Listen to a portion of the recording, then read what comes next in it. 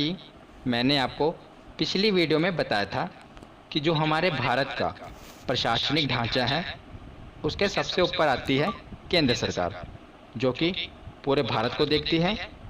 उसके नीचे आती हैं राज्य सरकारें, जो अपने अपने राज्यों को देखती हैं। और उसके नीचे आती है स्थानीय स्वशासन, जिसे इंग्लिश में कहते हैं लोकल सेल्फ गवर्नमेंट। और इसके आगे दो भाग हैं। एक है ग्रामीण क्षेत्रों का स्थानीय स्वशासन, जिसे हम पंचायती राज कहते हैं। और मैंने पिछली वीडियो में पंचायती राज के बारे में आपको डिटेल में बता दिया। अगर आपने वो वीडियो अभी तक नहीं देखी तो ज़रूर देख लेना। तो ग्रामीण क्षेत्र में मैंने आपको बताया था कि ग्राम पंचायत, पंचायत समिति और जिला पंचायत के बारे में। तो आज हम शहरी क्षेत्र के स्थानीय स्वशासन, जिसे नगर पालिका कहते हैं, उसमें नगर पंचायत, नगर परिषद और नगर निगम, इसके बारे में पढ़ेंगे। तो जैसे ग्रामीण क्षेत्र के 3 भागों में था, ग्राम पंचायत ग्राम स्तर पर, पंचायत समिति ब्लॉक स्तर पर और जिला पंचायत जिला स्तर पर। इसी प्रकार शहरी क्षेत्रों का भी स्थानीय स्वशासन है, नगर पंचायत, नगर परिषद और नगर निगम। इसे अब हम डिटेल में पढ़ते हैं।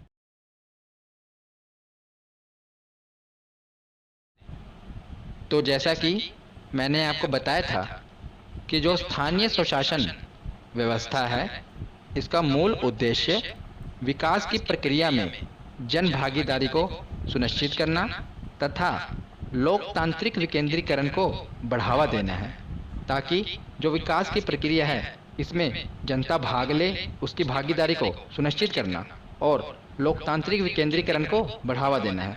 तो विकेंद्रीकरण क्या है, ये मैंने आपको पिछली वीडियो में बता दिया था। तो अब हम आगे देखते हैं। तो लॉर्ड रिपन, जिनका कार्यकाल 1880 से लेकर 1884 तक रहा, इन्हें स्थानीय स्वशासन का जनक कहा जाता है। मैंने आपको बताया था ना कि इन्हें स्थानीय स्वशासन का जनक कहा जाता है, क्योंकि इन्होंने 1882 में जिला बोर्डों की स्थापना की थी, ताकि जो लोकल लोग हैं, जो स्थानीय लोग हैं, उनको कुछ सुविधाएं दी जा सकें और उनका विकास किया जा सके। इसीलिए इन्हें स्थानीय स्वशासन का जनक कहा जाता है। तो आगे जो फैक्ट है ये बहुत ही महत्वपूर्ण है और कई बार एग्जाम में पूछा गया है कि नगर निगम की स्थापना सर्वप्रथम कहाँ पर हुई थी। तो याद रखिएगा, नगर निगम की स्थापना सर्वप्रथम मद्रास में हुई थी। कहाँ पर? मद्रास में। और कब हुई थी? तो 1687-88 में हुई थी। 1687 में बोर्ड ऑफ डायरेक्टर्स ने मद्रास में नगर निगम बनाने की अनुमति दी थी। तो नगर निगम बनाने की अनुमति 1687 में मिली थी और 29 सितंबर 1688 को मद्रास में सर्वप्रथम नगर निगम की स्थापना हुई थी। 1687 में अनुमति मिली और 1688 में नगर निगम की स्थापना हुई। और कहाँ पर हुई? तो मद्रास में हुई। ये याद रखिएगा। तो आगे देखते हैं। तो जो नगर पालिकाएं हैं उन्हें अभी हम डिटेल में पढ़ेंगे, पर पहले मैं आपको जो बैकग्राउंड में जो महत्वपूर्ण चीज़ें हैं वो समझा रहा हूँ। अभी हम आगे उसे भी देखेंगे। तो जैसे कि मैंने आपको बताया था कि जो पंचायती राज व्यवस्था है उसे संविधान सभा द्वारा संवैधानिक दर्जा नहीं मिला था। उसी प्रकार नगर पालिकाओं को भी संवैधानिक दर्जा नहीं मिला था। तो सबसे पहले 1989 में राजीव गांधी जी द्वारा एक संविधान संशोधन लाया गया, 65वां संविधान संशोधन विधेयक। इसे संसद में पेश किया गया, जिसमें नगर पालिकाओं का वर्णन था।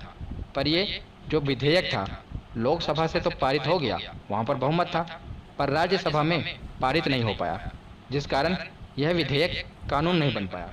2 साल बाद पीवी नरसिम्हा राव जी की सरकार आई और इन्होंने 74वां संविधान संशोधन पेश किया संसद के सामने और दिसंबर 1992 में यह लोकसभा से पारित हो गया और उसके अगले दिन ही राज्यसभा से पारित हो गया।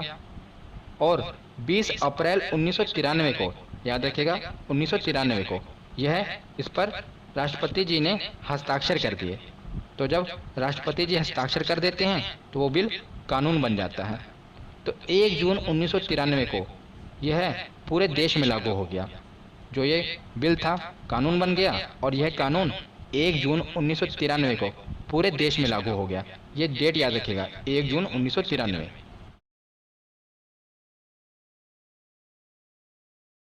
तो अब हम देखते हैं 74वां संविधान संशोधन। तो वो बिल कानून बन चुका है ना। तो 74वां संविधान संशोधन नगर पालिकाओं से संबंधित है और 73वां किससे संबंधित था? वो पंचायती राज से संबंधित था और 74वां नगर पालिकाओं से। तो इसके द्वारा जो ये संशोधन हुआ था, इसके द्वारा संविधान के भाग 9A में अनुच्छेद 243 से 243 ZG तक जोड़ा गया, शामिल किया गया। याद रखिएगा कौन सा भाग जोड़ा गया? तो भाग 9A और अनुच्छेद 243 से लेकर 243 ZG तक। ZG का मतलब क्या है? Z के बाद A, ZB, इसी प्रकार ZG तक ये प्रावधान जोड़ा गया संविधान के भाग 9A में। और उसी के साथ 12वीं अनुसूची का भी प्रावधान किया गया, जिसमें कुल 18 विषय बताए गए हैं जिन पर नगर पालिकाएं काम करेंगी। हमने पंचायती राज व्यवस्था में पढ़ा था, उसमें कितने विषय थे? 29 विषय, और नगर पालिकाओं में 18 विषय। तो एक बार रिवीजन कर लेते हैं। तो ग्रामीण क्षेत्र के स्थानीय स्वशासन को पंचायती राज कहते हैं और शहरी क्षेत्र के स्थानीय स्वशासन को नगर पालिका कहते हैं। तो पंचायती राज वाला कौन सा संशोधन था? तो 73वां, और शहरी क्षेत्र वाला 74वां। और ग्रामीण क्षेत्र यानी कि पंचायती राज में कौन सी अनुसूची जोड़ी गई थी? तो 11वीं अनुसूची, और शहरी क्षेत्र में 12वीं अनुसूची, उसे अगली वाली। और इसमें ग्रामीण क्षेत्र वाले में जो पंचायती राज है, इसे कुल कितने विषयों पर काम करने की शक्ति प्रदान की गई थी? 29 विषयों पर। और शहरी क्षेत्र में 18 विषय। ये याद रखिएगा, ग्रामीण क्षेत्र यानी कि पंचायती राज में 29 विषय थे और शहरी क्षेत्र यानी कि नगर पालिका में 18 विषय हैं। ये दोनों याद रखिएगा। तो अब हम नगर पालिकाओं की संरचना और गठन देख लेते हैं। तो नगर पालिका के 3 भाग होते हैं। पहला नगर पंचायत, दूसरा नगर परिषद और तीसरा नगर निगम। तो जिस प्रकार हमने पंचायती राज व्यवस्था में भी पढ़ा था कि उसके 3 भाग होते हैं, ग्राम स्तर पर ग्राम पंचायत, ब्लॉक स्तर पर पंचायत समिति और जिला स्तर पर जिला पंचायत, उसी प्रकार नगर पालिकाओं के भी 3 भाग होते हैं, नगर पंचायत, नगर परिषद और नगर निगम। तो जो नगर पंचायत होती है ये परिवर्तित क्षेत्रों में होती है और नगर परिषद छोटे नगरीय क्षेत्रों में यानी कि छोटे शहरों में, और नगर निगम बड़े नगरीय क्षेत्र बड़े शहरों में यानी कि महानगर में। तो पहले नगर पंचायत देखते हैं। तो ये कहाँ पर होती है? परिवर्तित क्षेत्रों में। परिवर्तित क्षेत्र का मतलब कि जो गांव शहर की ओर परिवर्तित हो रहे हैं वहाँ पर नगर पंचायत होगी। अगर वो गांव ही रहेंगे तो वहाँ पर पंचायती राज व्यवस्था लगेगी, पर अगर गांव शहर की ओर परिवर्तित हो रहे हैं तो वहाँ पर नगर पंचायत होगी।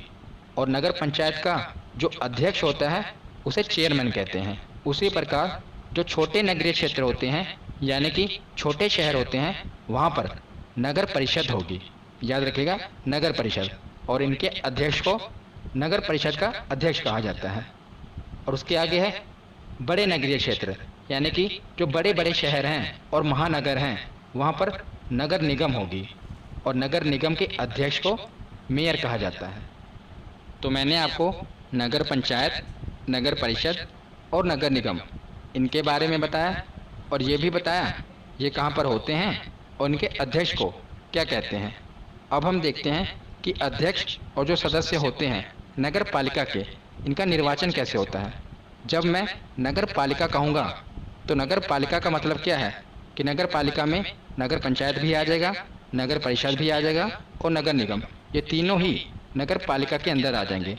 तो मैं अब आपको नगर पालिकाओं का चुनाव बता रहा हूँ। तो इसका मतलब ये नगर पंचायत, नगर परिषद और नगर निगम, इन तीनों की निर्वाचन प्रक्रिया एक ही प्रकार है।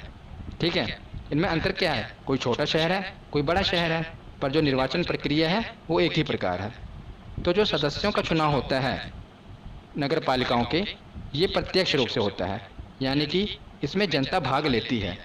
तो जैसा कि आप देख रहे हैं, ये मान लीजिए एक शहर है और शहर को जनसंख्या के हिसाब से वार्ड में बांट दिया जाता है।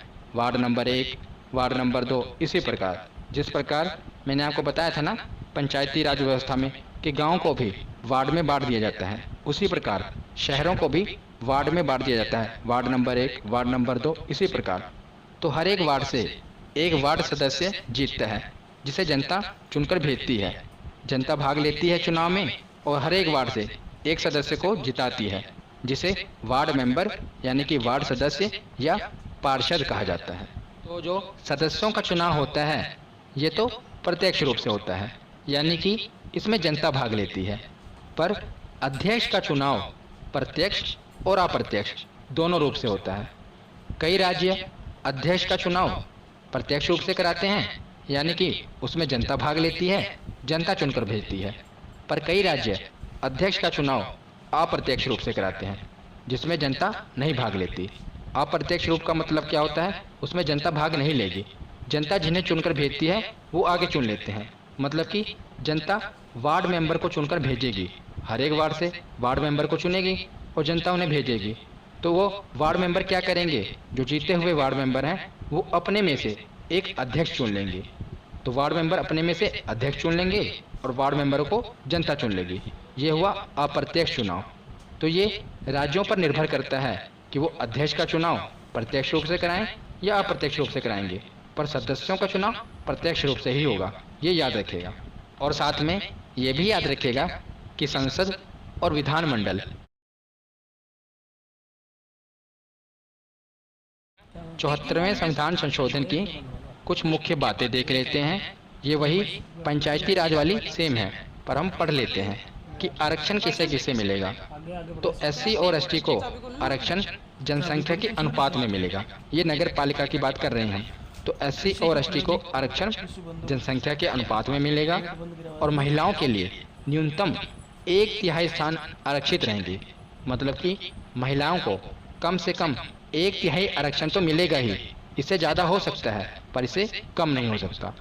और ओबीसी को आरक्षण राज्य विधानमंडल के निर्देशानुसार यानी कि ये राज्य विधानमंडल पर छोड़ दिया गया है कि वो ओबीसी को आरक्षण देंगे या नहीं देंगे, ये राज्य विधानमंडल तय करेगी। तो आगे कार्यकाल देखते हैं। तो नगर पालिका का कार्यकाल भी 5 वर्षों का ही होगा। अगर नगर पालिका 5 वर्षों से पहले अगर इसका विघटन हो जाता है तो 6 महीने के अंदर चुनाव करवाने होंगे। ये मैंने आपको पंचायती राज वाले में भी बताया था कि 6 महीने के अंदर चुनाव करवाने होंगे अगर उससे पहले उसका विघटन हो जाएगा। उसी प्रकार अगर नगर पालिका का विघटन भी 5 वर्षों से पहले हो जाएगा तो 6 महीने के अंदर चुनाव करवाने होंगे। तो आगे योग्यता देख लेते हैं। तो नगर पालिका का सदस्य बनने के लिए न्यूनतम आयु 21 वर्ष होनी चाहिए। जिस प्रकार हमने पंचायती राज में पढ़ा था उसमें भी 21 वर्ष ही पढ़ा था। और मैंने आपको बताया था कि ये जो योग्यता है, योग्यता में संशोधन करने का अधिकार राज्यों के विधानमंडल के पास है। अगर राज्य के विधानमंडल इसमें कुछ संशोधन करना चाहती है तो वो कर सकती है। कई राज्यों ने किया भी है। कई राज्यों ने मतलब कि इसमें योग्यता में ये भी रखा है कि अगर नगर पालिका का सदस्य बनना है तो यह 10वीं या 12वीं पढ़ा लिखा होना चाहिए। उन्होंने संशोधन किया होगा। और कई राज्यों ने मेयर की जो आयु सीमा है उसे 21 से बढ़ाकर 30 भी किया होगा। पर आपको ये याद रखना है कि जो न्यूनतम आयु है ये 21 वर्ष है। बाकी ये राज्यों पर डिपेंड है, वो इसमें संशोधन कर सकते हैं। तो अब हम नगर पालिका से संबंधित जो अनुच्छेद हैं 243 से लेकर 243 ZG तक इन्हें पढ़ लेते हैं। इन्हें डिटेल में नहीं पढ़ना, बस आपको पता होना चाहिए। तो पंचायती राज व्यवस्था हमने कहाँ तक पढ़ा था, 243 से लेकर 243 O तक। तो O के बाद आता है P। तो 243 P से लेकर 243 ZG तक ये नगर पालिका के अनुच्छेद हैं, इन्हें पढ़ते हैं। तो 243 P में क्या बताया गया है, परिभाषा बताई गई है। जिस प्रकार मैंने आपको पंचायती वाली वीडियो में भी बताया था कि पंचायती राज व्यवस्था में जो शुरुआत में क्या था 243 में डेफिनेशन बताई जाती है, किसी भी चीज़ के शुरुआत में उसकी परिभाषा बताई जाती है। उसी प्रकार 243 P में परिभाषाएं हैं कि जिला किसे कहते हैं, नगर पंचायत किसे कहते हैं, ये डेफिनेशंस हैं। वैसे भी आप इसे याद रख सकते हैं, P और परिभाषा, P से शुरू हो रहा है ना, P परिभाषा रिलेट कर सकते हैं। तो 243 P के बाद है 243 Q। इसमें क्या है, नगर पालिकाओं का गठन। पहले परिभाषा होती है, उसके बाद बताया जाएगा ना कि इसका गठन कैसे होगा। तो हमने पीछे पढ़ा था कि 3 प्रकार की नगर पालिकाएं होती हैं। कौन कौन सी? नगर पंचायत, नगर परिषद और नगर निगम। वो हमने पढ़ लिया था। बस अब इसे बस अनुच्छेद में बताया गया है। तो आगे है अनुच्छेद 243 आर। इसमें क्या है? नगर पालिकाओं की संरचना। हमने पीछे देखा कि सदस्यों का चुनाव कैसे होगा, अध्यक्ष का चुनाव कैसे होगा, प्रत्यक्ष होगा या अप्रत्यक्ष होगा, यही इसमें बताया गया है नगर पालिकाओं की संरचना में। तो आगे है अनुच्छेद 243 एस। इसमें क्या है? वार्ड समितियों आदि का गठन और संरचना। तो हमने पीछे पढ़ा ना कि हर वार्ड से एक सदस्य चुना जाता है जिसे वार्ड मेंबर या पार्षद कहते हैं। तो हर वार्ड से एक सदस्य चुना जाता है। तो इन वार्ड मेंबर का समूह बनाकर एक समिति का गठन किया जाता है जिसे वार्ड समिति कहते हैं। तो इनका गठन योजना बनाने और विकास करने के लिए किया जाता है। किसका? वार्ड समिति का गठन योजना बनाने और उस नगर पंचायत या नगर निगम हो या नगर परिषद हो, उसका विकास करने के लिए वार्ड समितियों का गठन किया जाता है। तो उसके आगे देखते हैं अनुच्छेद 243 टी। तो इसमें आरक्षण के बारे में बताया गया है। हमने पीछे पढ़ ही लिया कि एससी और एसटी को जनसंख्या के अनुपात में और महिलाओं को आरक्षण कम से कम 1/3 मिलेगा ही, और जो ओबीसी का आरक्षण है ये राज्य विधानमंडल तय करेगी। तो उसके बाद देखते हैं अनुच्छेद 243 यू। इसमें क्या है? कार्यकाल के बारे में बताया गया है। हमने पीछे पढ़ा कितने वर्ष का कार्यकाल होगा? 5 वर्ष का। अगर 5 वर्ष से पहले विघटन हो जाता है तो 6 महीने के अंदर चुनाव करवाना होगा। उसके बाद देखते हैं अनुच्छेद 243 वी। इसमें क्या है? योग्यता के बारे में। न्यूनतम आयु कितनी होनी चाहिए? 21 वर्ष। अगर इसमें संशोधन करना है तो इसका अधिकार राज्य के विधानमंडल के पास है। तो आगे है अनुच्छेद 243 डब्ल्यू। इसमें क्या है? नगर पालिकाओं की शक्तियां, प्राधिकार और उत्तरदायित्व। तो कुल 18 विषय हैं। हमने पीछे पढ़ा ना, 18 विषयों पर जो नगर पालिकाओं को अधिकार है, इन पर वो काम कर सकते हैं। तो जैसे कि शहरों में पार्क बनाना, खेल मैदान, सड़कें बनवाना, पुल बनवाना, ये नगर पालिकाओं के अधिकार में आते हैं। तो आगे है अनुच्छेद 243 एक्स। इसमें नगर पालिकाओं को टैक्स लगाने की शक्ति दी गई है। तो देखिए 243 एक्स, इधर टैक्स में भी एक्स है, इसे आप रिलेट कर सकते हैं। तो 243 एक्स में नगर पालिकाओं को टैक्स लगाने की शक्ति दी गई है, क्योंकि अगर नगर पालिकाएं कोई पार्क बनवा रही हैं, कोई खेल का मैदान बनवा रही हैं या कोई सड़क बनवा रही हैं, तो उन्हें वहाँ पर टैक्स लेने का अधिकार है, क्योंकि अगर इनके पास पैसा होगा तो वो आगे विकास के काम कर सकते हैं, इसीलिए इन्हें अधिकार दिया गया है। तो आगे है अनुच्छेद 243 वाई, जिसमें वित्त आयोग के बारे में बताया गया है कि राज्यपाल के द्वारा वित्त आयोग का गठन किया जाएगा। तो पंचायती राज व्यवस्था में भी मैंने आपको बताया था कि राज्य वित्त आयोग देखेगा कि कितना पैसा देना है, और जो टैक्स लगा रही हैं नगर पालिकाएं कितना लगा रही हैं, कहाँ लगा रही हैं, ये सब वित्त आयोग देखेगा। उसके आगे हम देखते हैं अनुच्छेद 243 जेड। तो इसमें बताया गया है कि नगर पालिकाओं के लेखाओं की संपरीक्षा, यानी कि जो राज्य विधानमंडल है उसके पास शक्ति है कि वो नगर पालिकाओं का लेखा जोखा देख सकती है, वो जांच कर सकती है कि जो नगर पालिकाएं हैं ये पैसा कहाँ पर खर्चा कर रही हैं, ये सभी जांच पड़ताल राज्य विधानमंडल कर सकती है। उसके बाद देखते हैं अनुच्छेद 243 जेड ए। जेड तक हो गया, अब आगे है जेड ए। इसमें है कि नगर पालिकाओं के लिए निर्वाचन, कि जो नगर पालिकाओं का चुनाव होगा ये कौन करवाएगा? तो राज्य निर्वाचन आयोग। ये पंचायती राज व्यवस्था में भी बताया था, वहाँ पर भी राज्य निर्वाचन आयोग ही चुनाव करवाएगा। उसके आगे देखते हैं अनुच्छेद 243 जेड बी। इसमें क्या है कि संघ राज्य क्षेत्रों को लागू होना। तो जैसे कि जो नगर पालिकाएं हैं केंद्र शासित प्रदेशों में भी लागू हो सकती हैं, अगर राष्ट्रपति चाहे तो, राष्ट्रपति पर निर्भर करता है। उसके आगे है अनुच्छेद 243 जेड सी, कुछ क्षेत्रों में लागू ना होना। तो कुछ जनजातीय क्षेत्रों में नगर पालिकाएं लागू नहीं होती, मैंने आपको पंचायती राज में भी बताया था। आगे है अनुच्छेद 243 जेड डी। इसमें क्या बताया गया है कि जिला योजना के लिए समिति। तो इसमें क्या है कि जिले के विकास के लिए एक समिति का गठन किया जाएगा जिसे जिला योजना समिति कहा जाएगा। हाँ, पर ये याद रखिएगा कि इस समिति में पंचायती और नगर पालिका दोनों के सदस्य शामिल होंगे, क्योंकि एक जिले में शहर भी होते हैं और गांव भी होते हैं, इसीलिए जो ये जिला समिति होगी इसमें पंचायती राज वाले और नगर पालिका दोनों के सदस्य शामिल होंगे। आगे देखते हैं अनुच्छेद 243 जेड ई। तो इसमें महानगर योजना के लिए समिति कि जो महानगर हैं उनके विकास के लिए भी समिति बनाई जाएगी। तो जेड डी में है जिला योजना के लिए समिति और जेड ई में है महानगर योजना के लिए समिति। तो जेड डी वाला आप ऐसे रिलेट कर लेना। देखिए जिला को इंग्लिश में क्या कहते हैं, डिस्ट्रिक्ट। तो उसी प्रकार इसमें जेड के पीछे क्या डी, तो इसे आप रिलेट कर लेना है डी से डिस्ट्रिक्ट, तो जिला योजना के लिए समिति।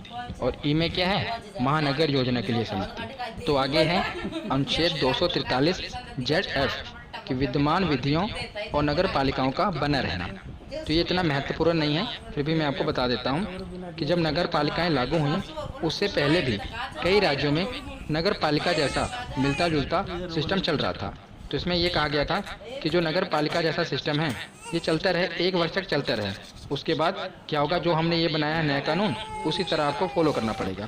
तो 1 वर्ष तक उन्हें चलने की अनुमति दे दी गई थी। उसके आगे है अनुच्छेद 243 जेड जी, ये लास्ट अनुच्छेद है। तो इसमें निर्वाचन संबंधी मामलों में न्यायालय के हस्तक्षेप का वर्जन, मतलब कि जो नगर पालिका का जो ये निर्वाचन संबंधी मामला है इसमें न्यायालय भी दखल अंदाजी नहीं कर सकती। ये 243 जेड जी में बताया गया है। तो यहाँ पर हमारा थ्योरी सेक्शन कंप्लीट होता है। अब हम प्रीवियस ईयर क्वेश्चन देखते हैं। तो पहला प्रश्न है, नगरीय शासन की प्रणाली को किस संविधान संशोधन द्वारा संवैधानिक दर्जा दिया गया?